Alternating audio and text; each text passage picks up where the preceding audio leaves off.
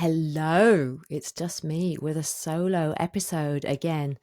And I have just been listening back to my last solo episode because I like to do that before I launch in on a new one. And it's almost a year. In fact, I think it is a year since I last did a solo podcast. And later on in this episode, I'll explain why that is. But I was a bit flabbergasted because I thought, oh my goodness me, is it really that long? And so much has happened in the last year. But I wasn't sure where to go with this podcast. And so what I've decided to do is to tell you about my recent trip to Albania. There'll be lots of other things in there as well. So it's not just going to be about Albania, although predominantly it will be. But I am so enthused by my latest trip to Albania that I just wanted to share it with you. And I hope that you will enjoy it as much as, well, probably not as much as I enjoyed the trip, but that you will get a lot from it because there's a lot of good stories there.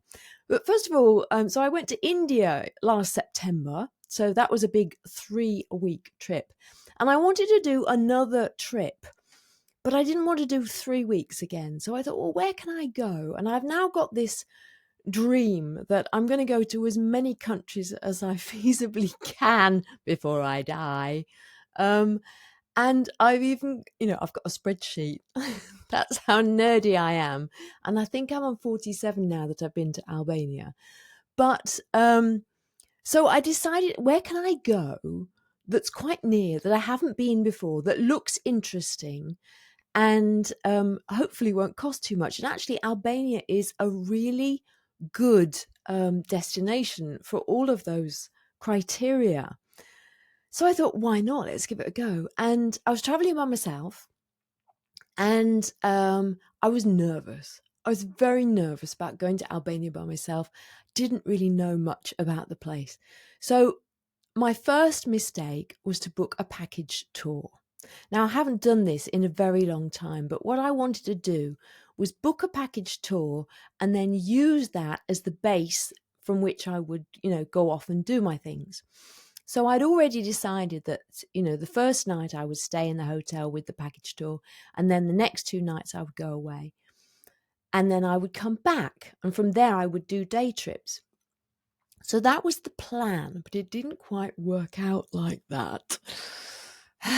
It was a little bit of a trial. But anyway, let me start off with, first of all, so I land in Albania and I've decided I'm going to drive. I'm going to be very, very brave. And I was inspired by my friend Carol, who drives around Africa by herself and has just, traveled.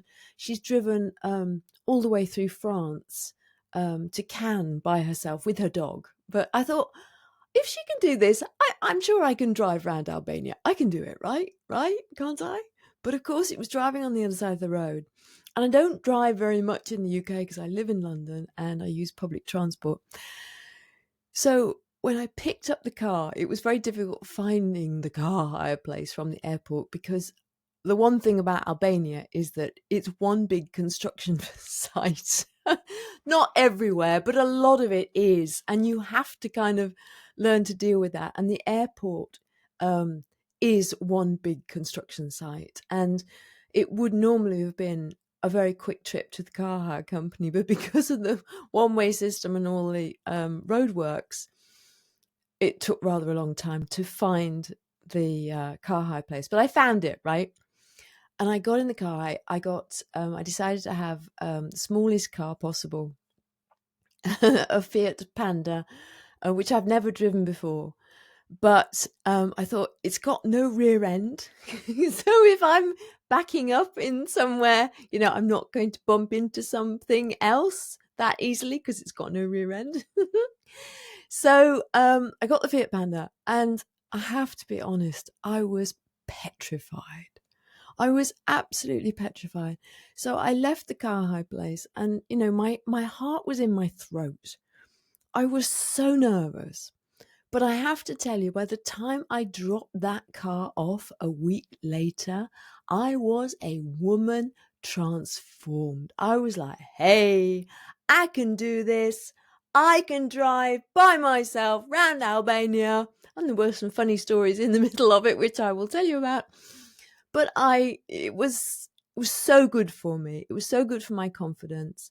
I'm not a very confident driver, but heck, if I can drive around Albania on the wrong side of the road by myself for a week, then that's not too bad, is it? And I can drive in central London as well. But that's on the right side of the road, so I don't mind about that. Well, it's on the left, but on the right, if you know what I mean. Anyway, so I picked up the car and I was driving to the hotel in a place called Golem. So I decided that I would stay in a place quite close to the capital and in the middle of Albania.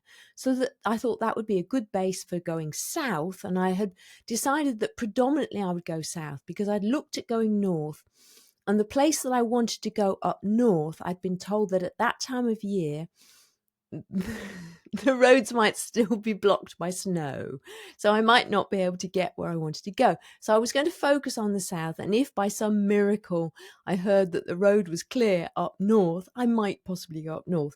But it was all open, you know, and also I was planning to use this as my base and do day trips, etc. Now, Albania isn't that big. I've heard it described disparagingly as only the size of Wales. I think it was probably a bit bigger than Wales, but it's not much bigger than Belgium. So you can cover an awful lot of it in a relatively short time, which is what I did. So I went to Golem. I went to my hotel. I had specifically chosen this hotel because it had a nice big pool and I like to swim. I don't mind if it's cold. You know, this was a beach resort. It was only just before Easter. There hadn't been anything on the website that told me the pool wouldn't be available. But I turned up and the pool was empty. It was a big pool. It was empty. It was dirty. The pool area wasn't set up. I was really upset. I had just driven all the way from Tirana airport to the coast, you know, with my heart in my throat the whole time. I'd managed to do it. I got there and all I wanted to do was jump in the pool. And that would have cracked my skull if I'd done that. So I got really upset. And one of the things I've learned from this holiday is that I have to remember that the first day is always tricky. I've discovered that. There's always a problem with the hotel. I'm never quite happy with the hotel when we get there. I realise that about myself.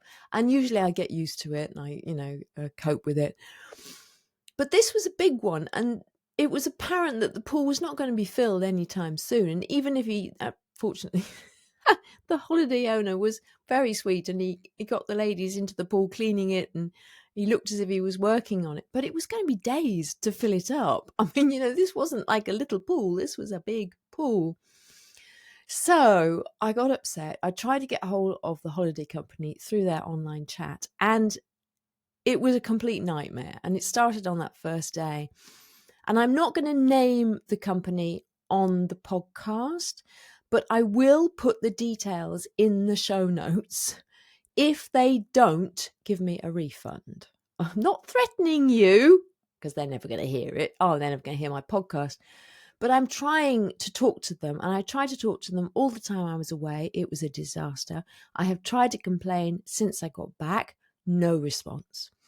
I'm really, really shocked, actually, because I do believe I was missold this holiday. I was sold a holiday with a beautiful pool.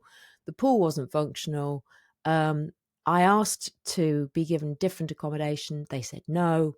I said, could I get a refund if I checked out? Well, possibly, yes, it will depend on the supplier. What does the hotel owner say? The hotel owner agreed to give me a discount. He was very apologetic.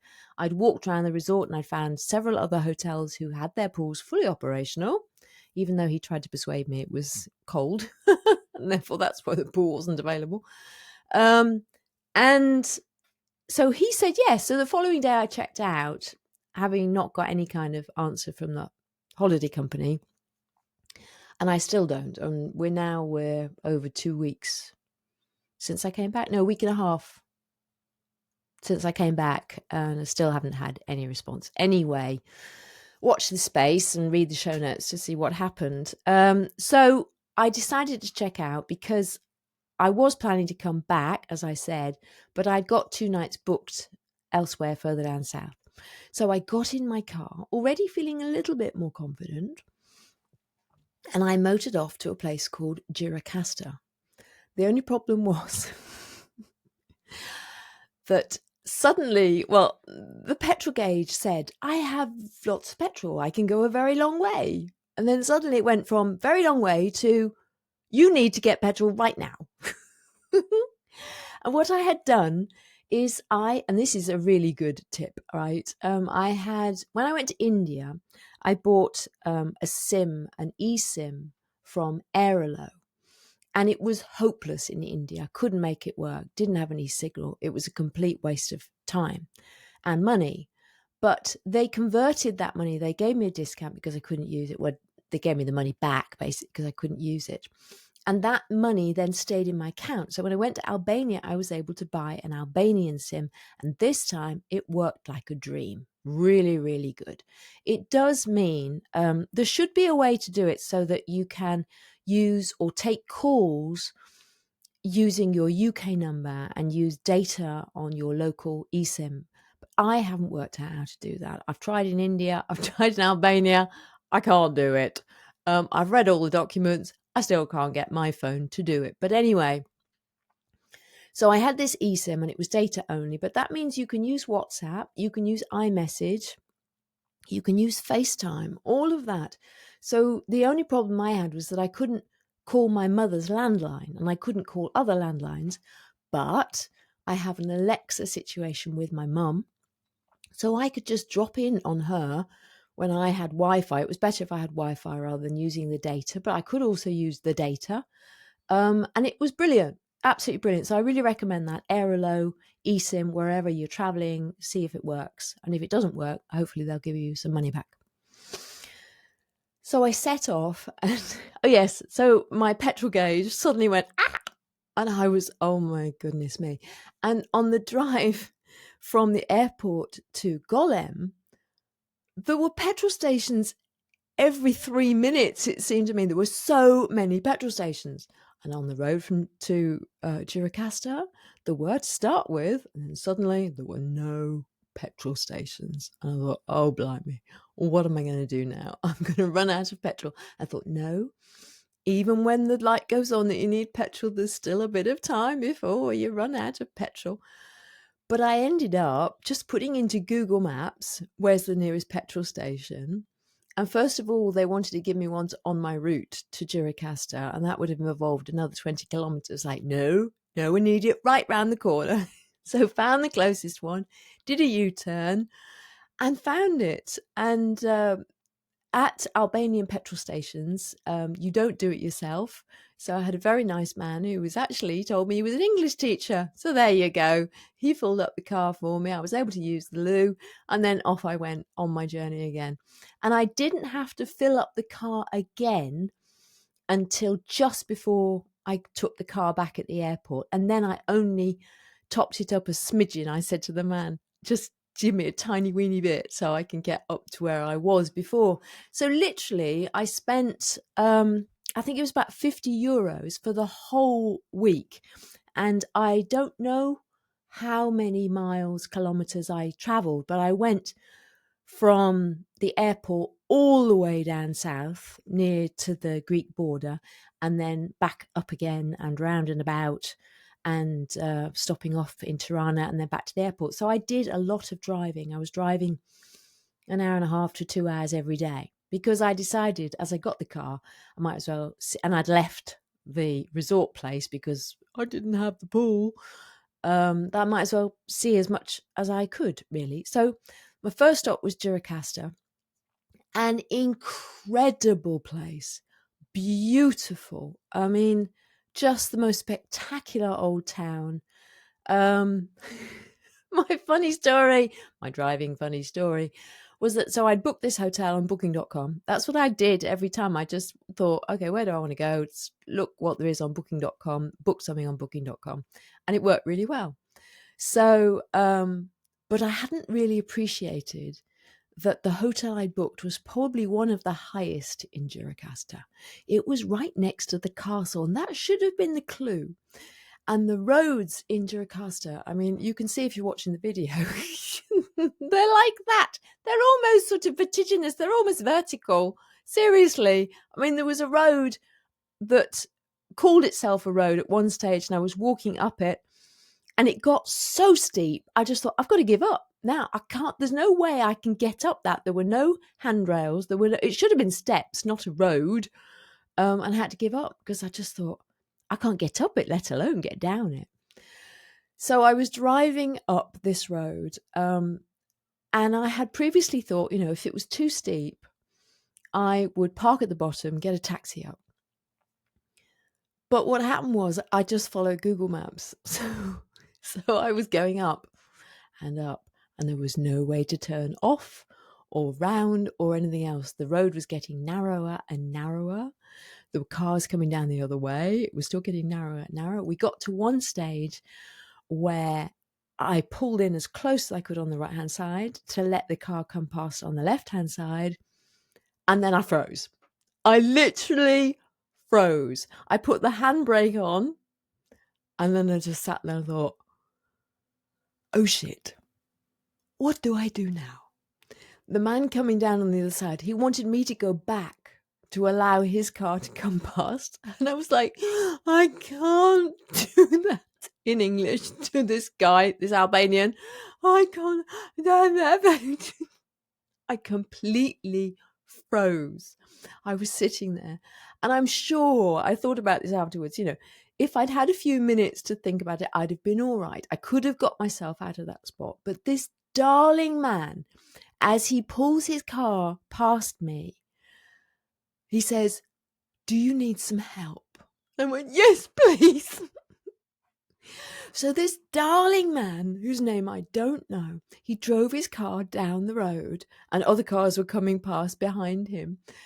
And then he came back up. He parked his car. He came back up, got into my car. And I don't know what happened there, because really I should have got into the passenger side, but I didn't. I stayed outside the car. I don't know what I was thinking. And he drives off with my car up the road, up the steep hill, all the way up to the bazaar, which wasn't all the way to my hotel. He only went to the bazaar. And then I'm walking up the hill, not that fast because it's very, very steep. And I'm thinking, okay, this man has just driven off with my car, my phone, my passport, all my money. And I'm walking up this hill thinking, where is he? And then eventually I turn a corner and he's standing there and he's waving at me. And then he says, I can't take you that last bit, but this policeman will take you. And he'd already found the policeman, who was the man at the end of the bazaar, who I ran into a couple of times because he was always in that position. And he drove the car up the final stretch to the hotel. So I had two guardian angels, and it was just so lovely and so amazing. And I just thought, there I was, this solo woman in the middle of Gjirokastër, and two guardian angels turned up. And the man who just said, do you want help? Do you need help? Was just amazing. So then I eventually got to the hotel, and this podcast will turn into a blog post about the trip as well. So do go and check out the photographs. They're incredible. The hotel that I had booked was an old traditional Gjirokastër house. It was exactly what I wanted it to be. It was beautiful. And I was staying in the basement, which I found out subsequently was where they used to store everything. It was kind of the natural refrigeration, which explains why it was rather cold. It wasn't the warmest place I stayed, but it was spectacular. And the view, I just came into the property and looked out at the view, and it was spectacular. And there will be photos of that in the blog post. So do go and check it out. It was gorgeous. And as I said, I was 5 minutes from the castle. So that afternoon, I walked up to the castle and spent some time wandering around there. Very spectacular. The castles in Albania are amazing. There was another one in Berat. But in Gjirokastër, it was just gorgeous to spectacular. So went up to the castle. Then the following morning, I went and explored some houses in the town. So Enver Hoxha is the last communist, well, he was the communist ruler. And now he is always described as the dictator, which I found very interesting. Whenever Albanians talk about him, they talk about him as the dictator. And his house, he was born in Gjirokastër, so his house is now a museum. I think it's the Ethnographic Museum, and it was very interesting. And they're the old traditional houses. They're really strongly fortified. You know, there were a lot of battles going on and a lot of protection required in Albanian history. And so his house was very, very interesting. Then I also went to Ismail Kadare's, in fact it's Kadare because the stress is on the last syllable, I learnt that, his house. Now, Ismail Kadare is Albania's most famous novelist. And I had been told before I got to Albania about the Albanian blood feuds. And I'd read about this, and I discovered that there was a novel written called Broken April about the blood feuds, and that was written by Ismail Kadare. So I was very interested to go to his book, and there was a big film within the museum, which is his house, about Broken April, which I was only partway through at that time. But the book is fascinating, and I really recommend it. The blood feuds are quite incredible. They still go on today, and it's literally where two families will be feuding, and it starts with one male member being killed, and then the other family is duty bound to revenge them. So then they have to kill a male member of the family. So, of course, what happens is the family gets obliterated eventually, but it can go on over generations. And it started in the north of Albania, in the mountains, and also throughout the Balkans. It's not just Albania, but it seems to be predominantly in Albania. And this still goes on today. And in the mountains, this is one of the things I wanted to go and see, there are these tall towers, which are heavily fortified.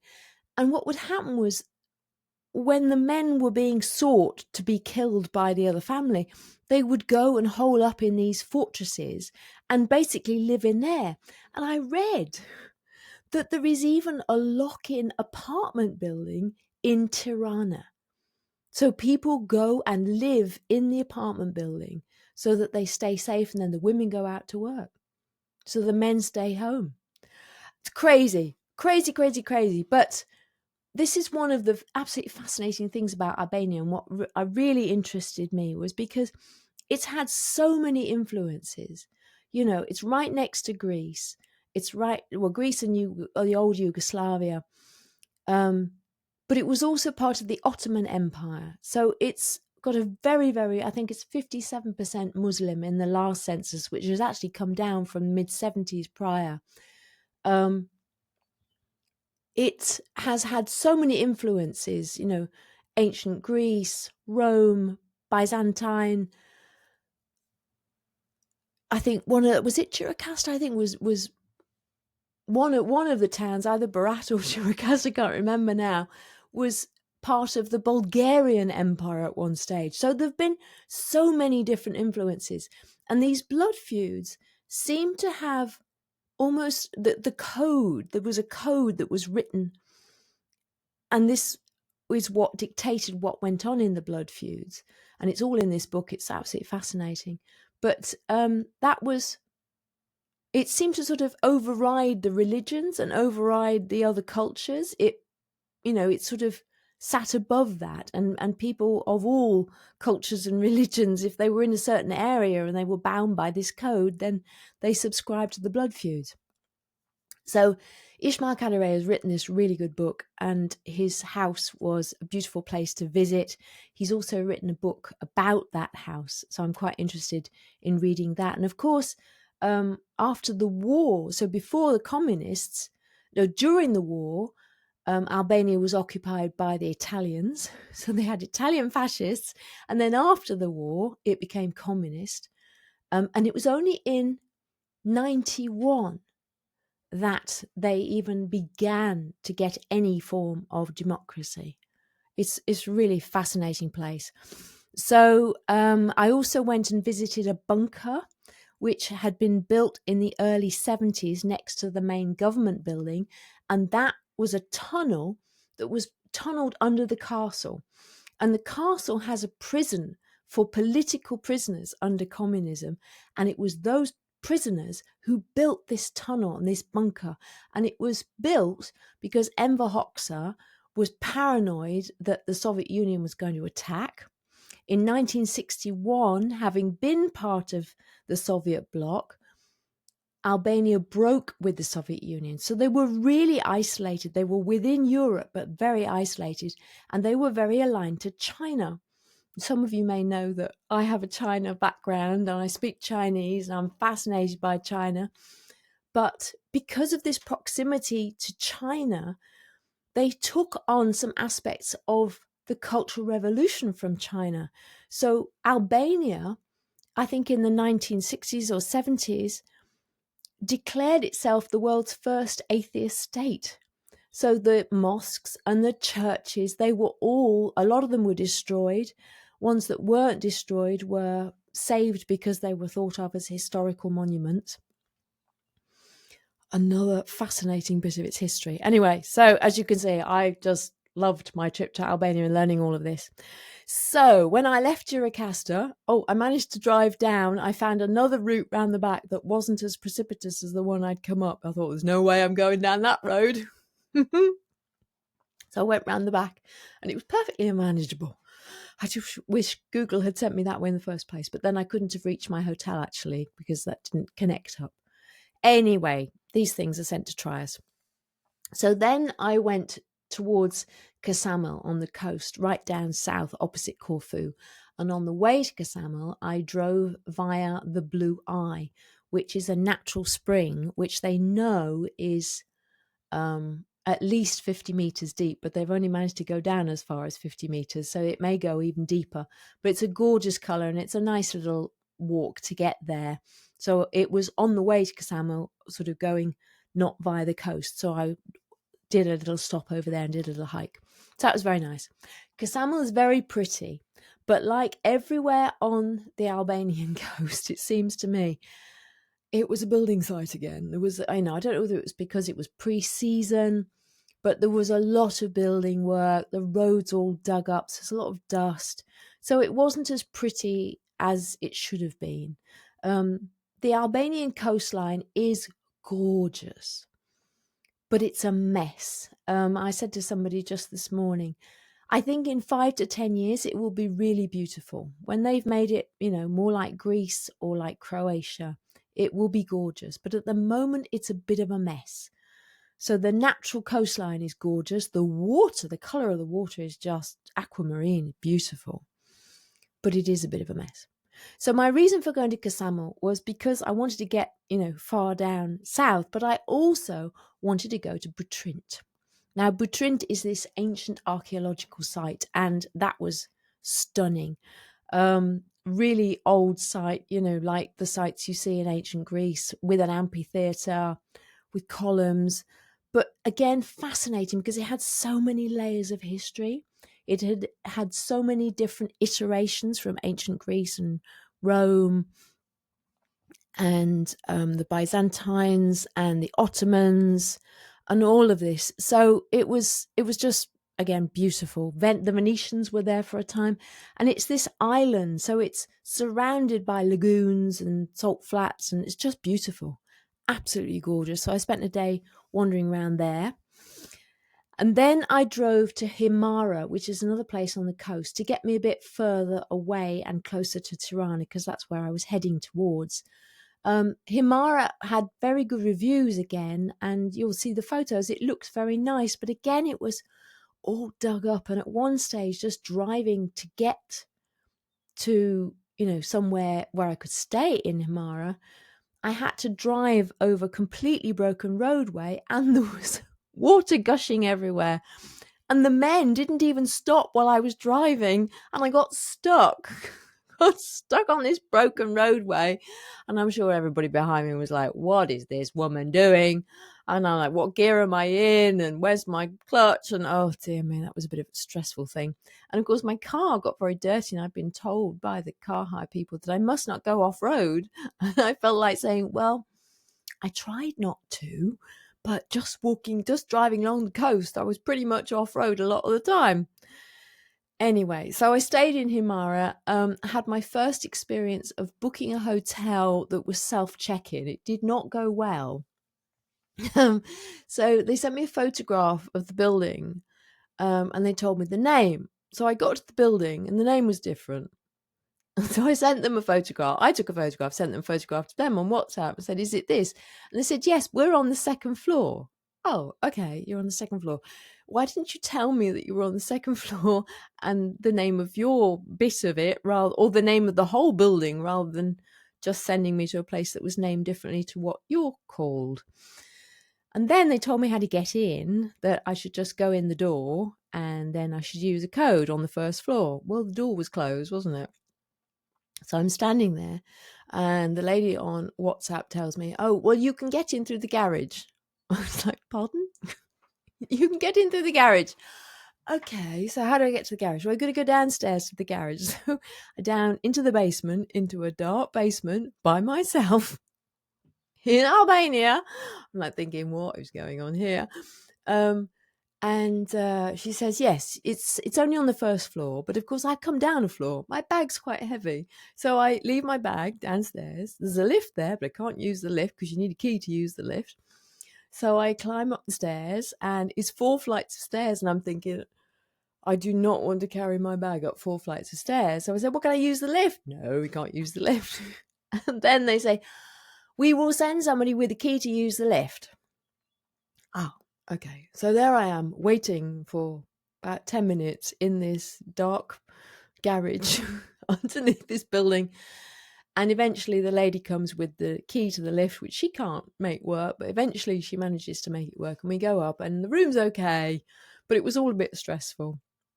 And then I go out for a little wander around Himare to try and calm down. And the sea, I'm right next to the sea, and the beach is lovely. It is lovely. And the colour of the water, again, is gorgeous.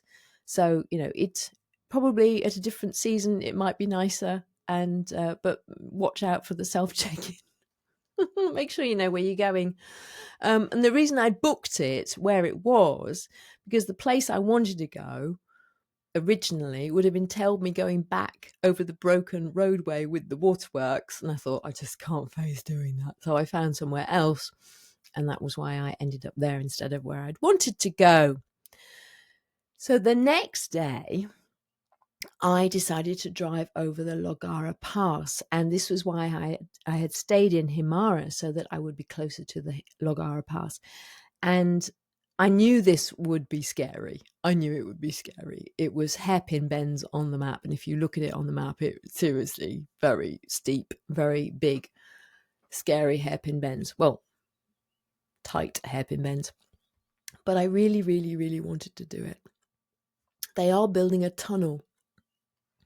And I wasn't sure whether the tunnel was operational. And I wanted to avoid the tunnel because I wanted to do the pass. But when I came over the pass on the other side, I discovered that the tunnel was still being built, so it's not there yet. So the pass was rather fabulous. I felt very proud of myself for being so brave by the time I got to the top of it. And at the top, there is the Logara National Park. So I went for a little hike along Caesar's Pass all by myself. And I thought, as I was hiking along, I thought, nobody knows where I am. So I dropped a pin and I sent it to my friend. And that's a good little tip, I think, when you're traveling solo, to let people know where you are. Because I thought, if I fall over while I'm on this hike and I go tumbling down a hill, nobody will know where I am. But then my friend knew where I was. So that was all right. I was sensible. So then I had discovered that there was a lagoon a bit further up. That had flamingos and pelicans, and I'm a bit of a birder. I like my birds. So I decided to go and find this lagoon. So again, into Google Maps, and went on a very long and tortuous coastal road, which was again dreadful, all dug up. It was really challenging, but I managed it. We just went in Albania, do what the Albanians do, just drive. So I did that, went to the lagoon, turned off towards the lagoon, and I was off-road. Sorry, rental company, but I did go off-road. And there was no way I could do anything else because I couldn't turn around on that road. It was one strong, straight road along the lagoon, and it was very much off-road. So I drove along that. I could see flamingos in the far distance, but I hadn't got any binoculars, so they were just these very small light pink dots, but I knew they were flamingos because they were light pink. I could see. And then at the other end, I managed to turn around and I was coming back. And just as I was leaving, 3 pelicans turned up right close to the car. I could see them very clearly, and that was very exciting. So thank you to the pelicans. And if you look at the blog, you will see the pictures of the pelicans. That was very exciting. So all of this was to take me towards Berat, which was my next destination. And I stayed overnight in Berat, and I really lucked out on the hotel in Berat. Again, I booked it once I got there. I arrived in Berat, and then I booked it on booking.com. And in fact, when I arrived, they were very apologetic because they said the room wasn't actually ready because they weren't expecting anybody to turn up at 5 o'clock at night. So they got the room ready.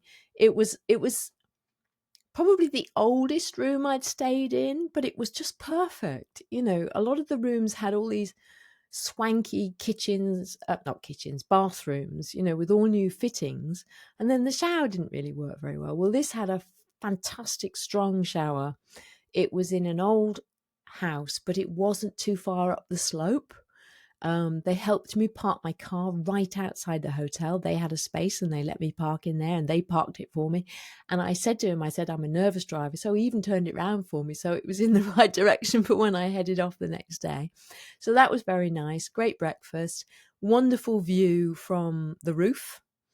So that was all very lovely. Berat is another stunning town, a bit like Gjirokastër. I would say the 3, obviously you want to go to Tirana, but 3 top places: Gjirokastër, Butrint down south, the archeological site, and Berat. Just absolutely spectacular. Again, go and check out the blog and you will see lots of photos of Berat. Another castle right at the top. It's actually, the castle is this massive fortress. There are 200 families who live in there still. It's amazing. So, you can drive in. There's no charge to go into the castle because it's where they live. Beautiful, beautiful churches there. I had wanted to see the Onufri frescoes in one of the churches. And when I first went to it, it was closed. And I was told the man with the key wasn't there.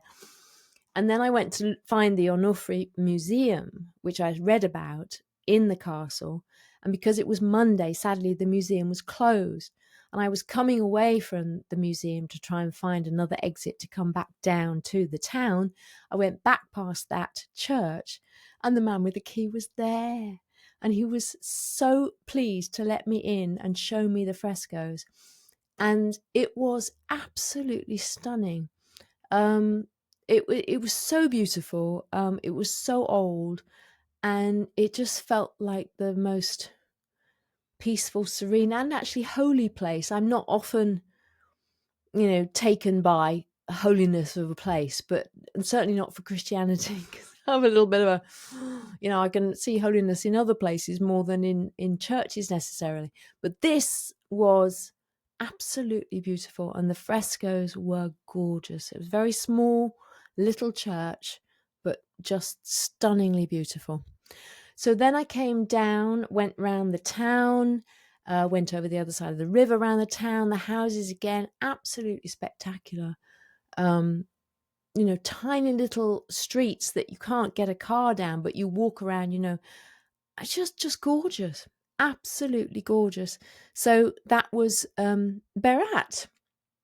So I spent the night in Berat, and the following day I didn't. I spent one night in Berat, and then, yes, I was in the daytime, I was going around Berat, and then at about 4:00 in the afternoon, I set off for Tirana. And I had made a decision that I did not want to drive in Tirana. In fact, weirdly, at the top of the Lagara Pass, when I'd parked up to admire the view, another car pulled up and some English people got out. And those were the only English people that I'd found. We were comparing driving notes. And I warned them they were going down the tricky bit of the Lagara Pass. And he said, "Have you driven in Tirana?" I said, "No, not yet, but I've kind of decided I'm not going to." And he said, "Yeah, that's very wise. It's the craziest place." And in fact, when I did go into Tirana on the bus, I was very pleased that I wasn't driving in Tirana. So I found a hotel, which was also very good. It was 4 kilometers out from the main Skanderbeg Square. And so I got the bus in the morning and I went into Tirana. I went to Skanderbeg Square. Skanderbeg is the man who led the rebellion against the Ottoman Empire and secured independence for Albania. Don't ask me when. I don't have that in my notes. So he's quite famous and there's monuments to him, and there was this big square. But because of what Tirana has been through with the war or the bombings, the occupation, the communists destroying everything, there's very little old stuff in Tirana. It's a very new city. And it was quite a strange city, actually, I found. It was unlike anywhere I'd ever been. A lot of new buildings, quite a lot of primary colour. Quite a colourful place, actually. So I went to Skanderbeg Square, went up the clock tower, went to the mosque. I had decided I wanted to spend a couple of hours at least in the history museum because I'd heard really good things about it, and it was closed. It was closed for over a year, being renovated. So I wasn't very happy about that. So then I went to the Orthodox Cathedral. And then I went to a couple of very interesting exhibits. First of all, the House of Leaves. The House of Leaves is a museum about the surveillance of the secret police under communism in Albania. And I found this particularly interesting because of the time I've spent in China. And it was quite difficult for me, actually, sort of seeing this and appreciating that. In 1989, there were student demonstrations in China and they were crushed.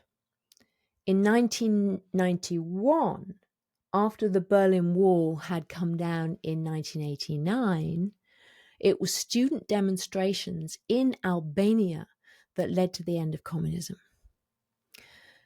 And then they have museums like the House of Leaves showing how terrible it was. But China doesn't. China hasn't done that. China has carried on, and in fact, surveillance and control in China is now, I think, worse than it was when I first went in the 1980s. So that was quite hard. And they had one room where they had the names written very small. It was a small room, but they had the names written very small of all the political prisoners that they knew had been killed under communism. And there were over 6,000 names on this wall. And I found that really difficult. I was really moved by that. It was a very powerful exhibition. And so I really recommend House of Leaves. And then I went to Bunk Art 1, which probably wasn't the right day for me to go because I'd just been to the House of Leaves. So I was already sort of like surveillanced up, you know. But I went to Bunk Art and it was similar, but it was about how the regime had controlled people as well as the surveillance. House of Leaves was just about the surveillance, whereas Bunk Art 1 was more about all of the control. And it's in another of these bunkers that Enver Hoxha had built because of his paranoia about being, bombed by the Soviet Union. And then after that, I went to Tirana Park, which was very nice. That was a very nice park. And I went past a place called the Pyramid, which was slightly strange. It was kind of this surreal high pyramid, but it had a good view at the top. So I climbed all the way up, and it's a modern building full of all modern offices and things, but it's on the tourist map. And then I got the bus back to my hotel, and then the following day I flew home. So this has been a lot longer than I expected it to be. Goodness me, I'm looking at the timer. I'm at 45 minutes already. I hope I haven't bored you to death with my stories of Albania. But it was brilliant. It was brilliant. And so now I want to learn more about Balkan states. I want to go and visit more Balkan states because I knew nothing about the Balkans at all. Nothing at all. Nothing at all. So that was all very good. What else can I tell you? I'm not going to go through the podcasts. You can just go and have a look at the podcast page, see what we've had recently. It's been a bit slow. But I will tell you, I did say I was going to tell you, so why have I been doing these solo trips?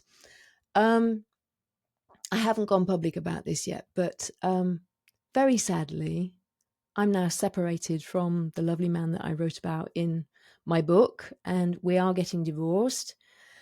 And I didn't expect to be here at the age of 58. So life is beginning again. And trips like India and Albania are very important steps in my journey to building a new life. And I hope that I can share a little bit more about it. Not very much, probably at the moment, because it's been a while and I haven't wanted to talk about it. But listening back to that podcast, when I said it's over a year, it's nearly a year since I did the last solo one. And that's why it's been, because throughout that period, we've just been sort of navigating a new existence and a new life. But hopefully, it will be a time of opportunity as well as it has been a time of sadness. But I think I'm coming through that now. So, yeah.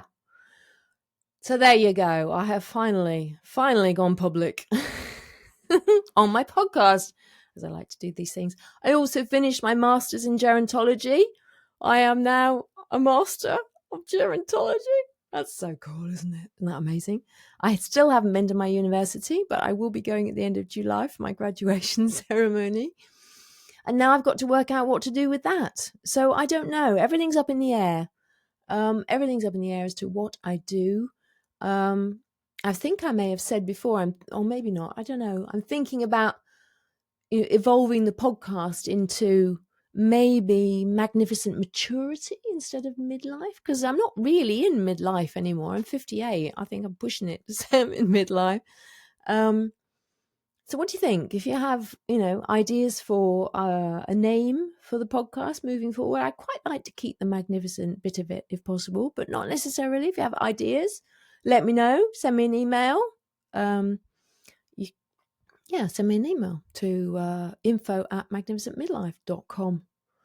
Anyway, thank you very much for hanging out with me. I'm sorry this has gone on and on. I hope it's still been interesting and you've enjoyed my stories. And I hope you've been inspired to think that, certain trips are available and possible for you, and potentially also to do them solo.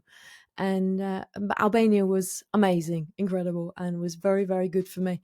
And as I said, when I took that car back, I was like, hey, I'm Superwoman. I can do this. So there you go. Thank you very much for hanging out with me. Bye for now.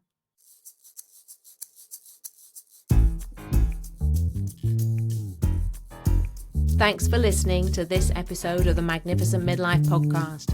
If you enjoyed it, please subscribe, follow, and share it. Also, giving a 5-star review really helps get the word out. You'll find the show notes at magnificentmidlife.com. That's also where you can get my book, Magnificent Midlife, Transform Your Middle Years, Menopause and Beyond. Make the very best of your next chapter. Help me change the world, one magnificent midlife woman at a time.